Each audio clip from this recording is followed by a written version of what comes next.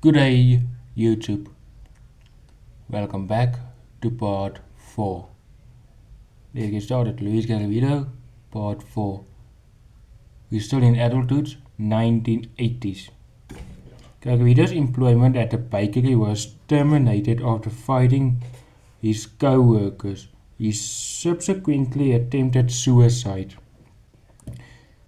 He then decided to seek psychiatric care at the San Juan de Dios Hospital and was repeatedly hospitalized throughout the spring of 1980, where he experienced a desire to die over a belief that his life, quote, was worth nothing, unquote. He was primarily treated for depression despite evident psychosis and bulimia. He was, however, prescribed antipsychotic medication intent on explaining why he was suicidal to the psychiatrists. Garavito stated that he, quote, wanted, unquote, children, before rephrasing his statement to imply that he simply wanted to start a family. Garavito later obtained employment in 1980 at a supermarket in Armenia in Antioquia, where he received 2-hour lunch breaks on Thursday and Sunday afternoons. He subsequently began a short-lived relationship with a single mother and poetician named Claudia, with whom he was pleased. However, Claudia soon left him, as Garavito's modest career apparently could not sustain Claudia's desired spending habits. Thus, he soothed himself by sexually assaulting street children during his lunch breaks in neighboring Quimbaya and Chalarka. During this period, Garavito emphasized he felt constant urges to molest children, often while working.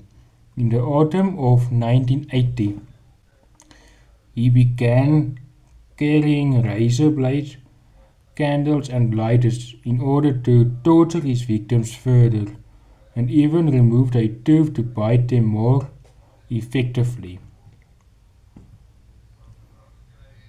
Following his crimes, he would write his victims' name in a blue notebook and pray for them while ritually pacing his room nude and beating his chest. Garavito also read the Bible every night, attempting to find an explanation in the book of Psalms for his deviance. Despite this interest in Christianity and Catholicism, Garavito also developed an avid interest in esoteric study, such as astrology and tarot readings, as well as a study of Satanism.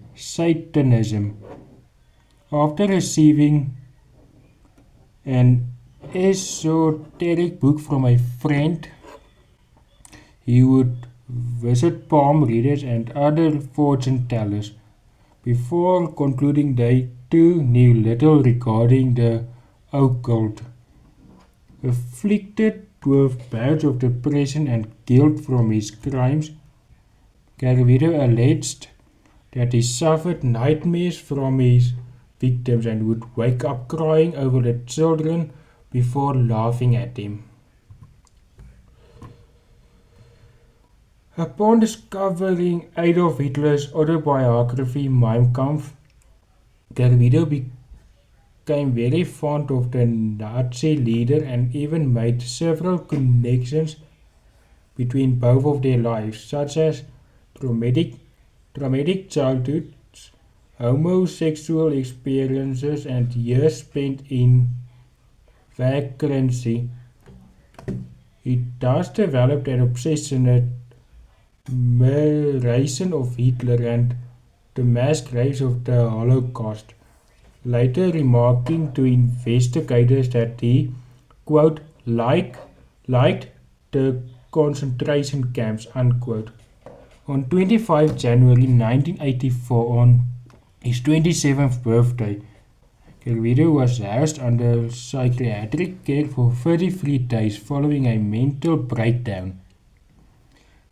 He was prescribed antipsychotic medication and referred to psychotherapy for his depression after obtaining a permit to leave on 28 February. Garavito instead fled to Pereira Department of Rosalarda, where he immediately molested 2 children in the sector of Getsemani before leaving their photographs with his older sister. When he was publicly identified, he fled the city. Garavito then resumed storing scalpels, candles and razor blades in plastic bags for future victims, having sexually abused more than 100 children by this time. Garavito was then briefly detained for stealing jewelry from a friend. Garavito also developed an obsession with domestic terrorist Campo Alice Delgado, a self-declared Vietnam veteran who murdered his own mother and several others at a Bogota restaurant in December 1986. Garavito had admired the national attention Delgado received and wished to emulate him. While he and others watched the headlines on television at a bar, from this point on, Garavito fantasized about acquiring a machine gun and annihilating his father and family before committing suicide. Idolizing certain murders, Garavito felt that committing suicide following a mass murder of his family would be an ideal way to die for him.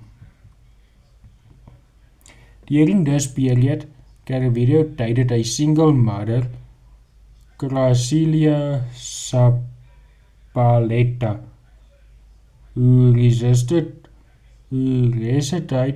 near the local psychiatric centers in which he was committed. After introducing himself, Garavito casually suggested that she be his permanent companion. Charmed by his confidence, Zabaleta let Garavito live with her in Pereira in exchange for providing meals and helping to pay bills in the household. Instead, Garavito was generally absent, yet acted as a protective and fatherly figure over the household. This leads Zabaleta to be wary of his alcoholism, which nobly seemed to trigger his scandalous and antisocial behavior. After being seen by his friends Jairo Toro and Ancia Valencia drunk and in the company of young boys at local motels, Garavito's social circle subsequently became aware of his pederasty. Despite this, he was not confronted about it, and his friends were largely unaware of his depravity of his actual crimes, starting in 1988. He began documenting his assaults, keeping trophies from victims in black cloth suitcases at several females' residences. Thanks for watching. Please tune in for part 5.